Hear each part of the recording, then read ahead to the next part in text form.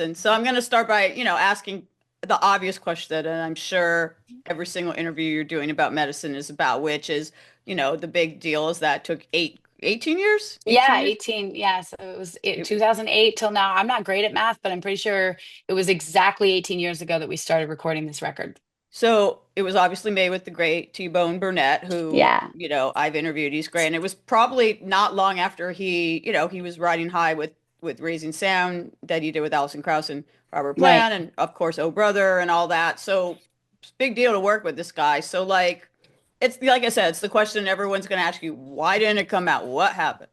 Um, I think that, I can't speak for my handlers at the time, but I think that there had been a huge investment in my brand and in building out this rock and roll goddess who is taking the radio by storm. Radio was still really, really intrinsic to any record company's model, not just Hollywood Records, but anywhere I was going to be signed. And so after this big bidding war, because there was a considerable bidding war, it was like some of the last of those old music industry stories where people were flying their Lear jets up to Burlington, Vermont to see me play in this like 20-person cafe, with my trio, my jazz trio.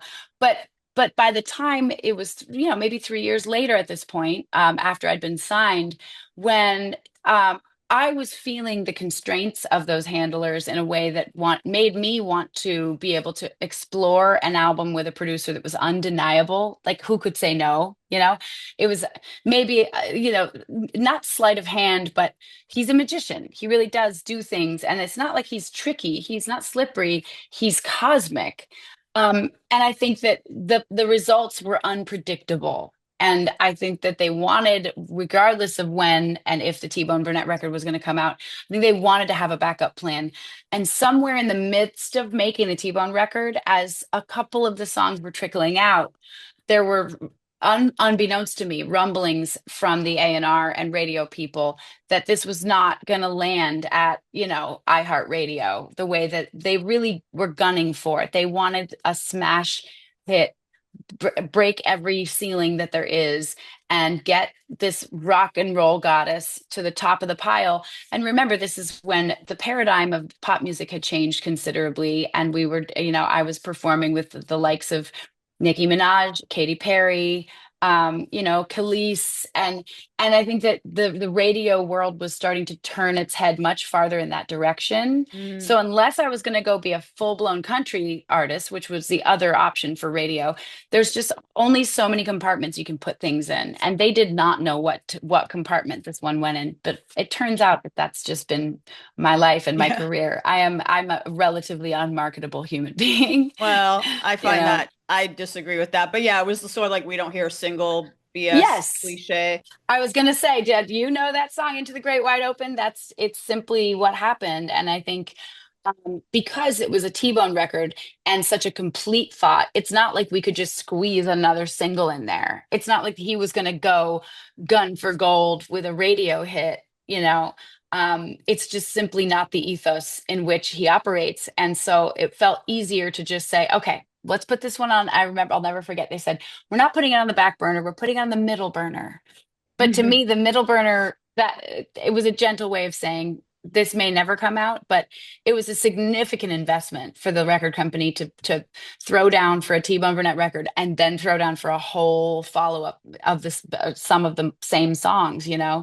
So I didn't expect to wait as long as I have. I thought the T-Bone Burnett record, there'd just be a moment for it, but the fast-paced movement of my life and the creative force with which I enter into a new idea, I mean, ask any artist and they'll tell you, like, your newest idea is definitely your best idea. And so for a long time there, turning backwards and reflecting on something that had happened even a year ago, and then it turned into 2 years ago, then it turned into 5 years ago, and as it continued to mount up and snowball into this mystery of like, what are we ever going to do with that record, if anything.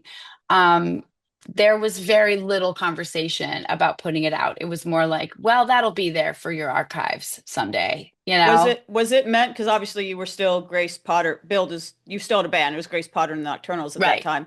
Was Yes. it supposed to be because obviously the Yeah. Nocturnals didn't play on this record. Was it I supposed to be wanted, just yeah, I a wanted solo it to be a record? solo record. That Okay. was the other Kind of issue. like And Tom Petty without the heartbreaker. yes.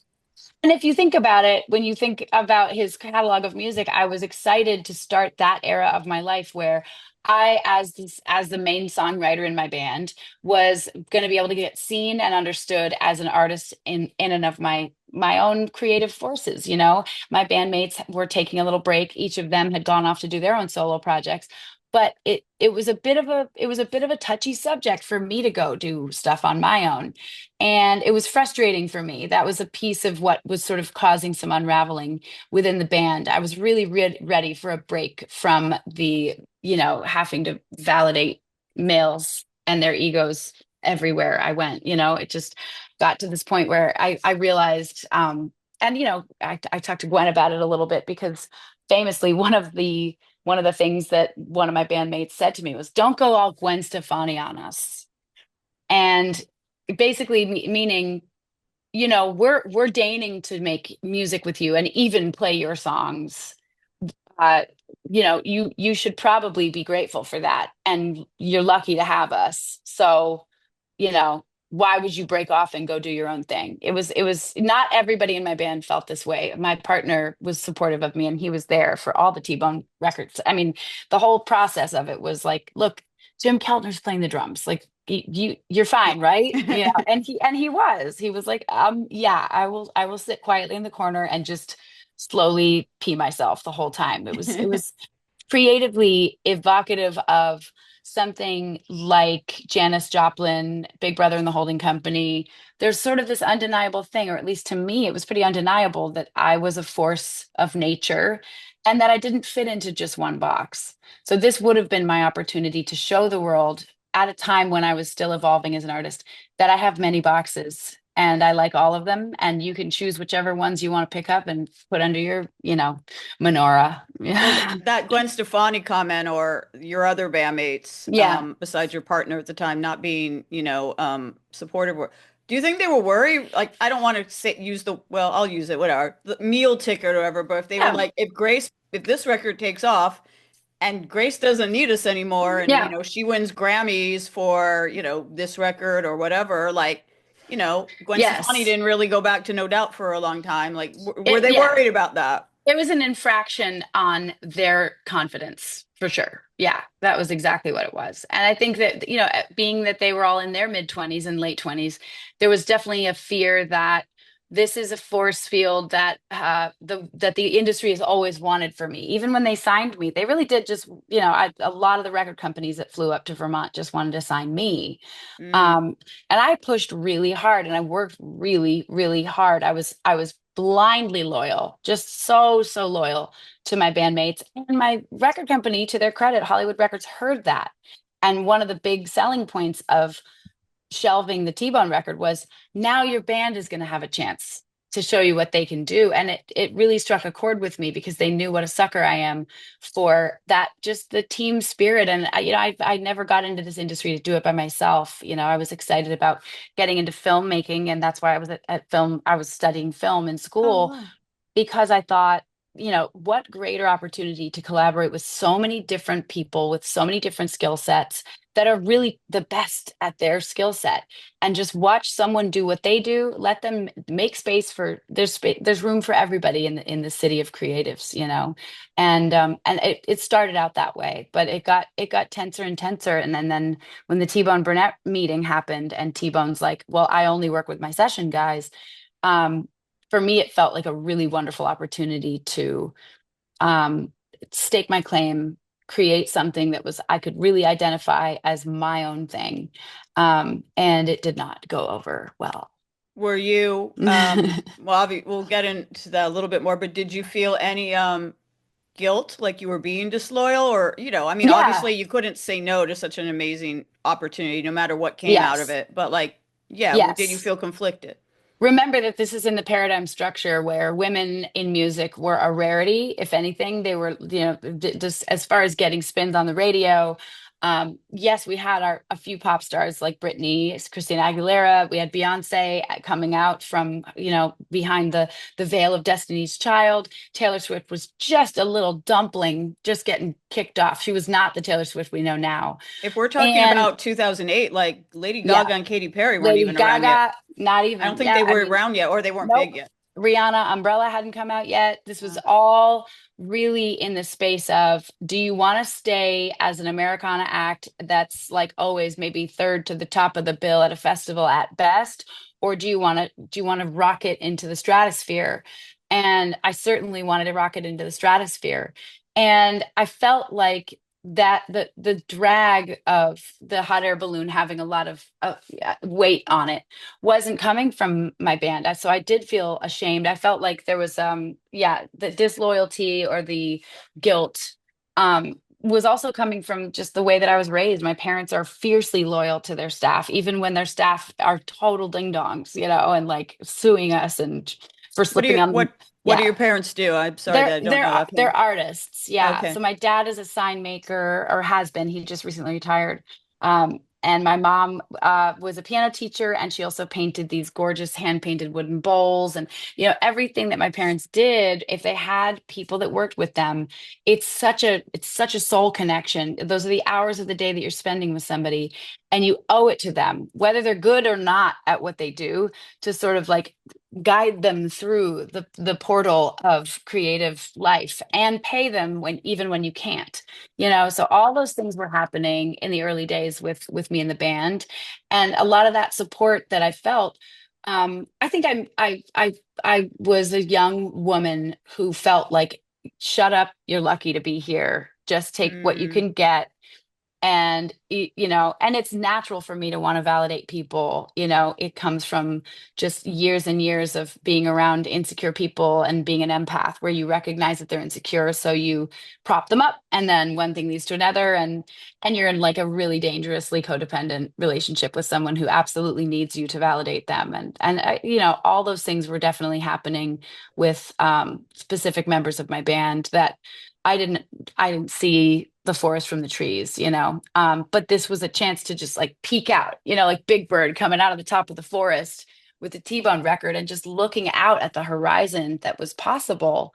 And it caused a lot of pause, but ultimately, you know, the unstoppable force of any creative person who really wants and has these dreams. I was gonna do it, but I yeah. felt bad about it. I wonder if your bandmates, if they'd been in a position where T Bone Burnett, like from what I understand, like saw a video of you singing and like reached Sure. out. You weren't even like Yeah. soliciting this; it just they came to It, you. But if yeah. if he had done that with one of your bandmates, I'm pretty sure they would have been, slept well at night saying Yes. yes to that. And the difference between me and a lot of folks that are still just running the rat race and trying to get going is that if somebody else gets it in ahead of me, I'm happy for them. Like, and when I've had other bandmates since then, even from just when I'm touring solo, Eliza Hardy Jones, my keyboard player, she was with me for 5 years, and then she got hired by Iron and Wine during a little in like a break, and then the war on drugs took her on, and she's still touring with them. Tim Doe, my bass player, now plays with Kings of Leon. Two of my other crew members ended up going off and touring with Ryan Adams. Everybody's gig opportunities that they get from it. Like, I'm so proud. I feel like they went through the College of Potter and came out the other end a little, the Hogwarts of rock and roll, and came out the other end with really great gigs. And I'm not saying that I take responsibility for the opportunities that show up for them, but if any of my bandmates had gotten offered to make a record with Daniel Lanois or T Bone Burnett, I would have been stoked for them. I Yeah. wouldn't be licking my wounds at home. That's just not how I play. But then you talked about, your ex-partner your partner at the time, the one who Yeah. was cool with all this, Hmm. uh, pissing himself because watching Jim Yeah, Keltner. So you were already kind of in a boys' club. The industry in general is a boys' club. And then absolutely. you go over to Village Recorder Studios with T-Bone Yep. Burnett and Jim Keltner, and you can say Mark Ribot was one of them, but you can say who all the people were. But I think they were all men, right? It was kind of a boys' club. How did you were you intimidated to be inserted into a situation with all these wrecking crew type people? You know, I thought I would be, and then we started playing together. and their eyes got big, and their reactions were like, this bitch can play. I wasn't just singing. I had the B3, I had a piano, I had a guitar. There was like a lot of, I think one of the things that I get off on more than anything else. I'm so glad we're getting like deep into this stuff because I don't usually go this deep this fast, but Do it. the thing that gets me off more than anything else is when I'm playing at a music festival and people are walking by to get to the beer tent or whatever, and I'm not playing the big stage. I'm playing some shit stage, halfway between the food court and the porta potties. And something about what's going on stage makes people stop and just stay for the end of the song. And then the song ends and they still can't leave. And then they get closer. And then they're calling their friends and their friends are coming over. And I'm feeling and watching the magnetism of stopping people in their tracks and making them take account of something that is happening that they can't quite understand because it's also happening to me. I'm not some, magical, like snake charmer. I just feel the energy of the universe, kind of coming through me when I'm performing, and then I'm offering it to the audience. And when they take it, when they accept that olive branch of creativity back to them, there is some really magical flow that happens between the audience and the performer, and everybody is witness to it and everybody is experiencing it together. And the same thing happened in the studio with these guys. And I probably was nervous. I'll never forget because we got pulled over by a police officer as we're pulling into the Village Recorder on the first day. So we get in, we're late. Like the session was supposed to start at 10 a.m. It's 10:06. And we're at this like red light on Santa Monica Boulevard, and it's a left-hand turn. And when the light turned green, you're not meant to like cut a left real quick when you have a green light. You let the oncoming traffic go. We didn't do that. We just cranked it, and we were driving this old. My ex had just bought this 1972 top-down Mercedes that was like completely bubble, bubble, bubble, bubble, but barely driving. And so we zoomed through, and a police officer saw us pull that and pulled us over, like as we're pulling into the parking spot that says there's T Bone Burnett's name and then there's Grace Potter right next to it. We pull into the parking spot. This cop is on with lights on behind us. The owner of the Village Studios had to come out and talk to this guy and was like, look, it's the first day of their session. Don't, this is going to be traumatizing already. That she's nervous. Just let him go. And he said she's nervous. I was at that point. I hadn't thought I was nervous, and then I got nervous because I Do was you like, "All right, do you I'm getting think pulled he over." actually thought you were, or he was just trying to like get the cop to sympathize with you? He might have whatever he did. It created that tension of like, I've just arrived and I'm already in trouble. And then so to go into the studio and start playing with these guys and have the tension just go. It was like somebody had opened a release valve that I had never felt before in the studio. Making records with my band had felt like brain surgery. And now Mm. suddenly I'm in here and it feels like I'm in like with a laughing monk at a mud spa in Palm Springs on peyote. It was just perfect. It was just a perfect experience for me of acceptance and willingness and wonder, and they were bringing curiosity to the table. They weren't just bringing the like big, dick swing and we know what we're doing thing. They didn't have that. I don't think T-Bone would hire people that bring that kind of energy into the studio anyways. But it was a reframing of my whole understanding of how professional recording artists can behave in the studio, because up until that point it had just been me and the pile of puppies that I grew up with. Did you get a ticket? Did the officer let you No, go? he did let us go. He let us Awesome. off. That was a Yeah. good sign. That was a good Just sign. yeah, totally. Yeah, Well, I'm exactly. I'm curious because you talked about this being such a different experience from when you were the Nocturnals, and you also said like the this bitch can play reaction that the Hmm. guys had. Was that something that not necessarily with the Nocturnals, but just in general in your life before this experience? Where I mean, I've talked to so many women in rock or whatever you want to call it, where yeah, they had all those stories about people are surprised they could play, or they thought they Yeah. were the guitarist's girlfriend, not the guitarist when they walked in with the guitar or whatever. Exactly. Yes. Was that something that up until this point you'd grapple with a lot, and then now Yeah. you weren't, and it felt awesome or Yeah. whatever? I mean, I just love sidelining people. I love taking people by taking them. It's a coup d'etat. It's the ultimate coup d'etat for a recording artist to be able to do that. But for me, up until then, maybe people were thinking it, but they weren't saying it because we all knew each other so well, and we'd come up together. So at a certain point, when you're in a band, you stop complimenting each other on your playing, and I just remember each and every player sort of taking the time to really associate themselves and recognize what they were witnessing from me, but also that they were honored to be bringing something to the table that I don't have. And so there was a lot of that, like, symbiotic, just this chemistry, this understanding. And, being that they had all played together before, it could have just as easily gone the other way. And so it wasn't my first experience with it, because I'd had, some like songwriting in the round with like Chris Teal and Bela Fleck and, a few of these other artists, where the second I get into a circle of people and I'm able to play and show what I've got, it's a really cool opportunity for people to just go, whoa. So when at first blush, you never forget that first time you hear or see an artist and you're just like, wow. And, you know, I don't think those experiences can be recreated, and they certainly can't be forged if you don't have something that you are bringing to the table that's somehow supernaturally having an effect on people.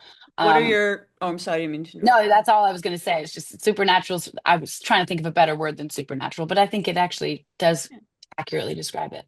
So what are some of your fondest, like, if they come to mind, like specific memories when you were at the village, besides getting out of the speeding or the traffic Yeah. ticket, when you were Yeah. working with these awesome people and having this amazing experience? I think I'll never forget Jim Keltner's vitamin tree. He had this, like, just this incredible, like, this case of it was like this big tower, like something from Lord of the Rings. It was all hand carved wood.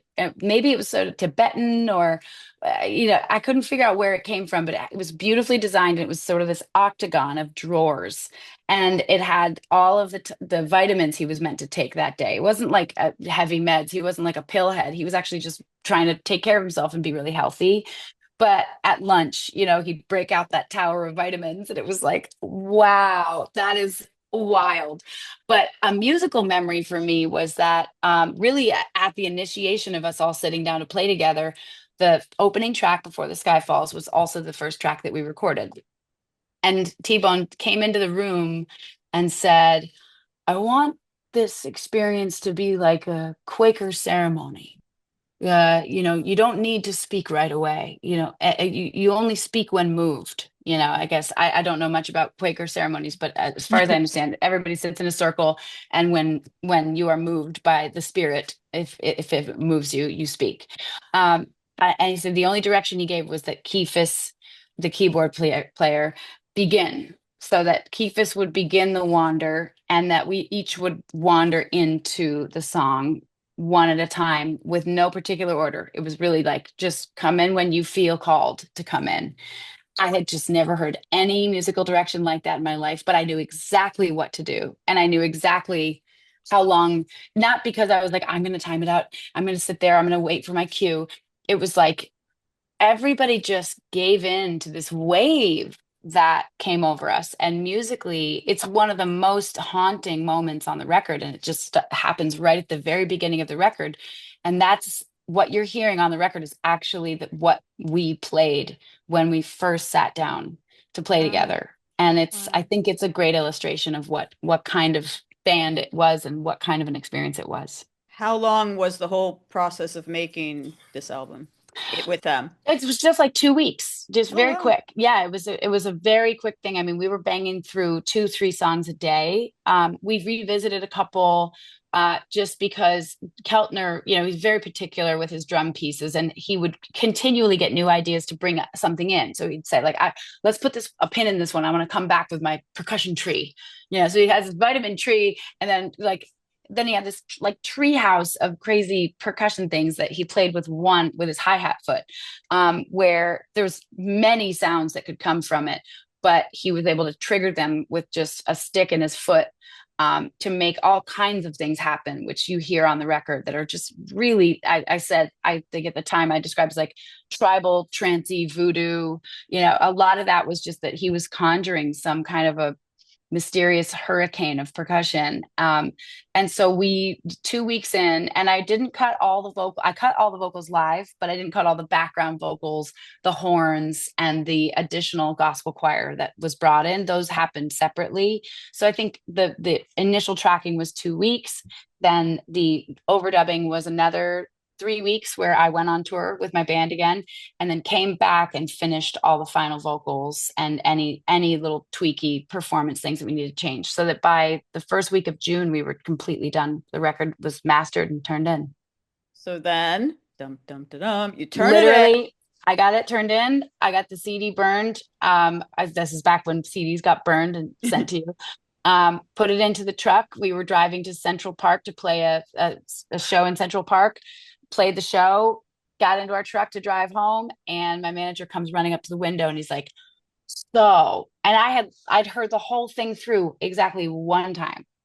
It's not like I had been diving into this thing and editing and obsessing. It was like, this is T-Bone's thing. He did it. He turned it in. I listened to it once, played my concert, and the record is shelved.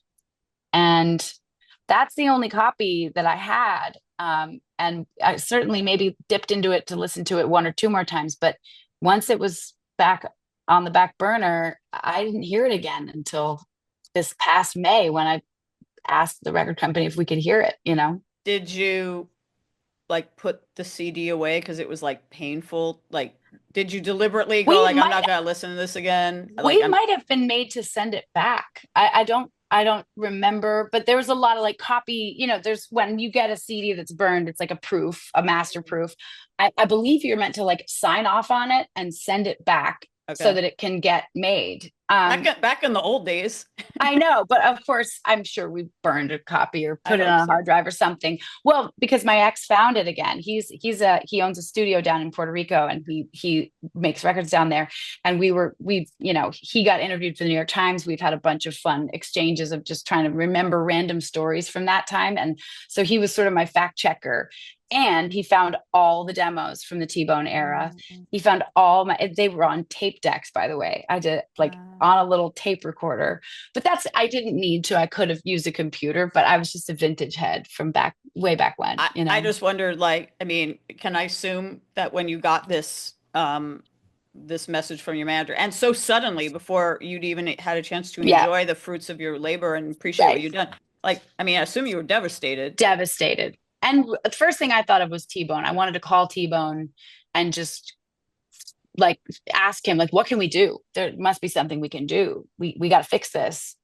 Um, who do we have to talk to? You could have leaked it, but Who I guess things were whose different then. ass didn't I kiss? You know what I mean? Like, it was just this really specific problem of, I've never been in this boat before. I've never had such a hard slammed door in my face for something that is so good. And it wasn't like the record company was trying to be harsh. It came with the good news that, hey, now you get to make this record all over again. Isn't that great? Well, I But definitely want to ask you about that, but like, I mean, yeah, I understand that, maybe they were like concerned with radio or whatever, but I guess maybe press doesn't matter to them. But like the press release, I mean, now 18 years later, it gets people's attention even without the whole like 18-year delay story. It's I like, know. then, works with T Bone Burnett. And like I was saying, this was, I don't know, it wasn't that long after the whole Oh Brother, Where Amazing. Art Thou? Yeah. Yeah. It was Like, right then. Yeah.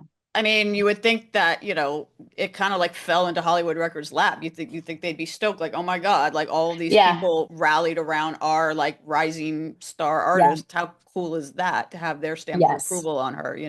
It's Yeah. bizarre to me, but whatever. Well, Bob and the A&R woman, I think, didn't see eye to eye at first about it. I think that Bob felt like, I think there was it was his connection. He's the one who introduced me to T-Bone. He knew T-Bone and had that working relationship with him. So in the same way that Bob had put his neck out on the line to get me in a room with T-Bone and get me a recording thing, he also spent a huge amount of money on it from the record company's perspective, only to have this one very staunchly against the whole project A&R person fight tooth and nail to kill it. And I think that she had the alliance of my band mates who were also like, yeah, it would be great to get another chance to do this. I wish that she hadn't done the T-Bone record. So okay, let's do it again. Let's do it. But it was harder for me to understand because the premise of the whole project was that T-Bone was this undeniable force where everybody would stay relatively hands off and he would deliver something undeniable, which I believe it was. But it's interesting when I think back to it because the undeniable result of the eponymous record, I think that the belief of the A&R woman who stepped in and really put a kibosh on the T-Bone record was that there was a marketing goal, and there was a radio goal, there was TV goals, and that this record wasn't going to get us there. It would be like, throwing, reishi mushroom powder, into the Coke den and hoping that somebody wants it. Um, and it didn't gel for her, and therefore she fought tooth and nail to make sure that no one else let it happen, let it go anywhere. I Did think, you ever consider leaking it? Like, I actually wondered if yeah, this, I didn't know how it's interesting for you to say you had like this one burn CD and right, these recently right, unarchived demos because I wondered if your fans, if this was like the white whale, if this is like your smile or yeah, whatever, like that the album that like the fans know exists, yeah, and yeah, yeah, you're yeah, trying yeah. to find unofficial bootlegs of it online or leak it or whatever. Was any of that going on or was this really under wraps? I think between Hollywood Records, which is a Disney company, and T Bone Burnett, who is just just a force of nature, that there was plenty of lock and key, and I think we would have been the leak, and it would have been obvious. It would have come right back to me. My temptation wasn't to leak it, but rather to, I think, put it out like the next year. But then by the next year, I had my next big idea, and I wanted to go make The Lion, the Beast, the Beat. So, there's always something that an artist can find that is suddenly making it much more interesting and exciting, and the fire gets lit under your butt, and that's it. So fans didn't know about this. They didn't know there was kind of this alternate version of Yeah. like six, I think it's like six of the songs that were on the Yep. self-titled record. Hmm. Different versions of it existed here. Yeah. I mean, I kind of feel, I don't know, I'm not a marketing person. I don't work at Hollywood Records, but like I kind of feel Yeah. like maybe after that album was a hit, they could have been like, here's the alternate, the T-Bone sessions or Totally. EP of just a few of the songs, or Yes. we're re-releasing the album with some bonus tracks of the T-Bone versions. Like it Right. just seemed like such a missed opportunity at the time. I also think that there was this idea that it is of such value that maybe some time could pass and that it would all make sense. And it's like, oh, the bookend to the Mhm. eponymous record. But then I went solo. And so then the whole messaging around the solo record was that that's when I've started bringing up the T-Bone record. I was like, actually, this is not the first time I've gone solo. And that's the first time I mentioned it was in 2015 when I made Midnight, because that record was a shock and people were freaked out, but no one knew about this other solo record that I had already made. And I mean, I'd made solo records by myself, Right. in Vermont with my house painting money, but this was a different thing. And it was really punching exactly at my weight class for an opportunity to share it. But it was a Grace Potter record, not a Nocturnals record. The focus and the fixation on keeping the brand very consistent and really making sure that we were thriving in the live music market. Remember, I'm touring all through this. So, like, I was playing this same year, I played 215 dates.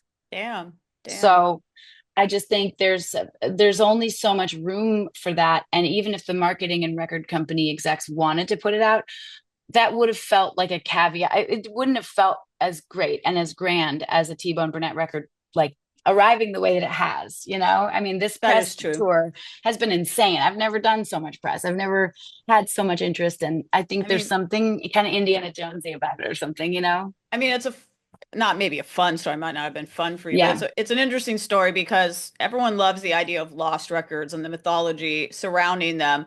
What I'm curious about, well, actually, another thing I'll ask you this. Hmm. Like, obviously, you're a very artsy person and you have artsy parents and you speak in these kind of metaphors and stuff. So, like, it, but then there was all this stuff that was like about marketing and radio and brands and A&R and just, Hmm. the machine of the business. Like, Hmm.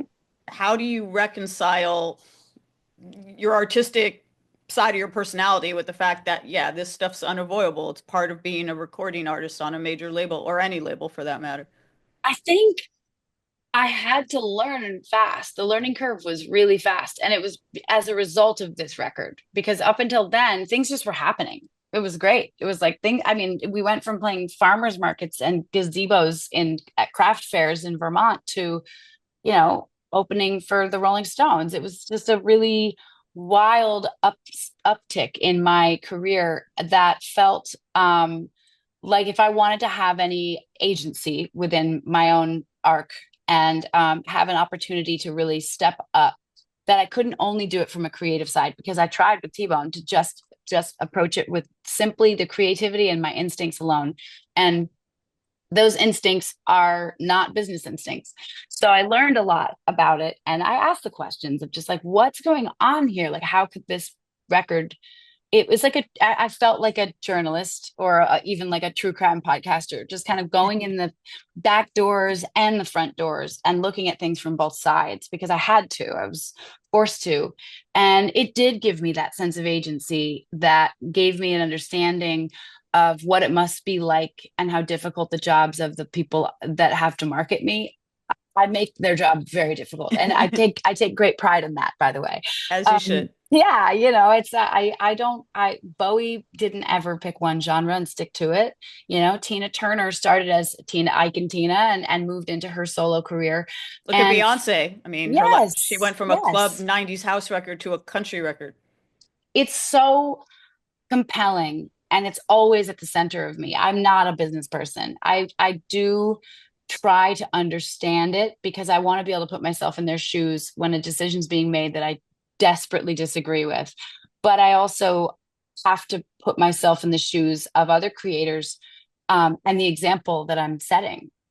For me, this is righting a wrong. Like, this, putting out this record is more about doing right by my fans who've known about it forever. Oh, they have. And Okay. oh I yeah, wasn't well, sure if they knew. Yeah. since 2015. So like Okay. when I made my solo record, Midnight, which is interesting that it was a single word, first time I ever had a single word record. And it started with an M, because I had thought about it a lot. I had thought about the lost opportunity there, and that if I am going to stake my claim and extricate myself from a manipulative situation with my band, that I wanted to do it with a force for good and a story that is true. And I never was able to tell the whole truth because this record wasn't out. So the full picture wasn't there. People didn't quite understand what that Midnight record was about, but I call it my outburst because I needed to make music that explored many genres. I wanted to go exploring the depths of what I am as a filmmaker and as an artist, as a fashion person. I started a clothing line at the same time. I was really realizing that what I have to offer the world is much more than just shutting up and singing and being grateful for the Hmm. people around me. I think the gratitude is always there because it comes through in what I'm making. But to withhold something is to actually lose out on the generosity of the universe to come back to you and share more with you. So why not just take this beautiful thing out of the crypt and share it? So, as I mentioned, there were some, I guess maybe in the short term, the A&R person was right because the self-titled record that has some different versions of the medicine Right. song was a huge hit. Like, Yes. but what was the gap between, okay, I'm reading right now. So medicine, tell me if I'm missing any. Medicine, Paris, Ooh La La, That Phone Money, Colors, Oasis, and Goodbye Kiss Hmm. were all on medicine. And then different versions of it were on the self-titled record. Am I correct in that? I had the Yes. two track listings next to each Yep. other. And So they the were recorded, and I don't know if you said Low Road, but that's another one that was also okay. on the eponymous record. And those tracks were, so that would, with Batson, it was the second time. So the first recordings of any of those songs were with T-Bone. Then we re-recorded them. But what's confusing is that I wrote a few of those songs with Batson. back in Mark February. Batson is Mark Batson. He was the record producer who did Dr. Dre, Alicia Keys, Dave Matthews Band. He's had a great track record and also was a beloved collaborator. So again, on top of me, being sold on, okay, now your band is going to get a chance to record these. It was also now you get a chance to record with Batson. but what And deja vu it must have been to be like, I'm back in the studio doing Paris Ooh La La, it was so weird. But Paris was a very specific song. So Okay. I wrote that song. I was so determined for that to be the hit song because I knew it was my kinks. Like I got that Flying V when I bought it. I was like, I need to write a song that earns me the right to hold this motherfucking guitar because this is a cool ass guitar, but it could be just as easily just a corny, dumb looking thing if I don't play it like I fucking mean it. So I was like, what kind of song do I need? And I started going, and I recorded that day, first day I had that guitar. I had already recorded Paris 4 times before recording it with T Bone. Oh wow. And none of them hit, none of them even remotely hit the mark for what I was trying to go for. And Paris with T Bone, he wanted to make the whole song in French, which I thought it would have been so cool. I actually really wish I had chased that one down, but it certainly wasn't going to get it on the radio. And that's really French radio, maybe. yes. Yeah, well, yeah, exactly. I don't know. Yeah. I grew up Yeah, on the no. border of Quebec. They don't like the way that I speak French up there. Interesting. But I definitely think that song was also a pretty good catalyst for what we were still chasing. That was the uncaught tornado that I was determined to get, not just on the radio, but that like the effect that it's had. I think culturally, people know it, even if they don't know it's me. I They mean, know that yeah, song. that's the song that like gets covered on The Voice or American Yeah. Idol or X Factor or whatever. Like Yes. that's like the, when the girl wants to do like the modern rock song, that's one of the ones. Man, we were opening for the Black Crows and we were at a strip club and it came on 3 times in one night. I could see why, yeah. Yeah, it's just a roundly effective song, I think. So that I think the effectivity of that song on the T-Bone record is very different. It's in a chamber all of its own, and I think it's a beautiful rendering of that song. But I haven't mentioned this to anybody, but you've been asking, and I think that if I could pinpoint one song that was the reason why we needed to go back into the studio, it was probably Paris. I could see that. I mean, in that specific instance, I could see that, Yeah. yeah, the version that came out in, Yeah. that was in 2010 was like they heard the single, they heard a single and they were They right. heard a single. Yes, In, exactly. in general, though, how does it feel to listen to the 6 or 7 songs? Like now you obviously, have listened to it since the Burn CD era. Like, does it take you back, not just to working with T-Bone in that moment in the studio, but like whatever you were doing in your life, 18 years, lots happen in your life. A lot happens in anyone's life between 2008 and 2025. Absolutely. Yeah, my voice is exactly the same, which is the only thing that's weird about it is that it's like, where am I in this? And the other thing is like the photos from the studio where my friend was trying to put together the packaging with me. And she was like, this is so confusing. I don't know are these new studio photos or are these from 2008? Because you look the same. And Yeah, I was I about to don't, say very, very yeah, flattering. it's a really sweet thing to say, but also I think I've had so much life under me. I hear the innocence in my voice. I hear the innocence in just I hear myself listening to the other musicians. I hear myself taking the notes from T-Bone about just like restraint, which I think was a really interesting note coming from somebody who is as cosmic as he is. Um, that leaving that space and not always going for the big howling note is a really great expression of musicality that I learned and have taken with me. When I get really quiet, the crowd freaks the fuck out because it's like I'm always go go go. I'm always like Tina, at 11. And so when I turn it down to 4, it is extremely powerful. And it's usually a lot of people come up and say it was their favorite moment in the show. It's the thing that made them cry. It's the thing that like sort of pulls on your heartstrings. There's a delicacy to the record that I think has definitely been banged out of me a bit. Maybe it's just that I've lost some hearing or something, but I hear some really intricate and very intentional choices being made. but I don't hear myself thinking. I think the efficacy of the record is really, it's a tonic for anybody who heard the eponymous record and was like, this is a little too hard hitting.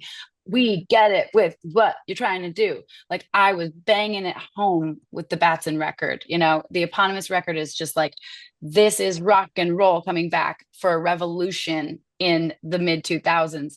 And the T Bone record is like, but is it? You know, it's just such a wonderful characterization of these songs and in such a Yeah. different form that I think it'll appeal to a really different audience too. Yeah, and I'll be curious to see what like your longtime fans or fans that came on board with that record, which was like, I guess, fair to say the breakthrough record for the Grace Sure. Potter and Nocturnals will think of it. Yeah.